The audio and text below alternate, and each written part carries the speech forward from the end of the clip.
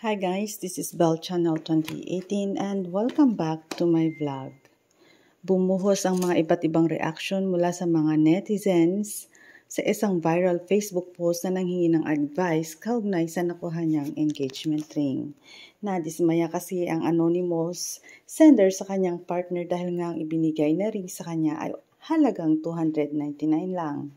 Ang rason niya, 8 taon na silang magkarelasyon at bakit hindi man lang daw pinag-ipunan ng guy ang singsing.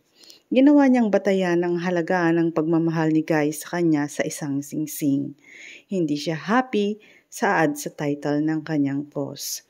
Kwento niya, hindi makikilalang soon-to-be bride, my BF of 8 years just proposed to me, but nagigilty ako kasi nga upset due to the fact na ang engagement ring only cost 299 pesos. Ganito lang ba kababa ang halaga ko sa kanya na hindi man lang pinag-ipunan ang pambili ng ring? Or di ko ba dapat i-big deal? Am I too immature to feel this way? Pag-question pa niya. Chika pa ni ate girl, hindi niya alam na nakita ko yung ring na binili niya sa Shopee. Ignore ko na lang ba tong nafe-feel ko or should I confront him? Kaso ayoko din naman masira yung moment. Sa comment section, maraming makikita tayo ng mga halo-halong reaksyon at may ilan din na nagbigay ng advice na dapat pag-usapan ito ng kanyang jowa. Talk it out, sis. Your emotion towards is valid. Maybe he has prepared better things than an engagement ring, ang sabi ng isa sa mga nag-advise sa kanya. For me, as high-valued woman, an engagement ring signifies how your man value you and how significant you are to him. Don't focus on the cost of the ring. Iba yung value niyan kasi with love. Hindi po siguro sa material na bagay na susukat ang pagmamahal, ang sabi naman ng isa.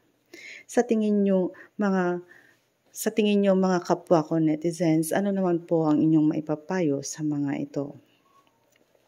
Marami po ang iba't ibang mga comment at marami din po ang mga iba't ibang advice na nababasa natin sa mga iba't ibang social account ng ibang mga vloggers.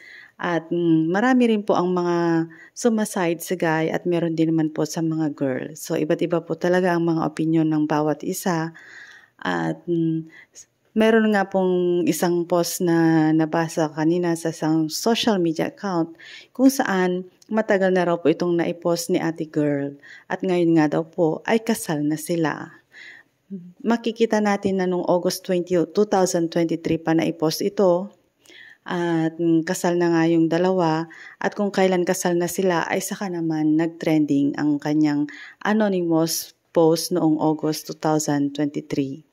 Meron po kasing isang vlogger kung saan ito ay in-shared post niya at doon ito nag-viral.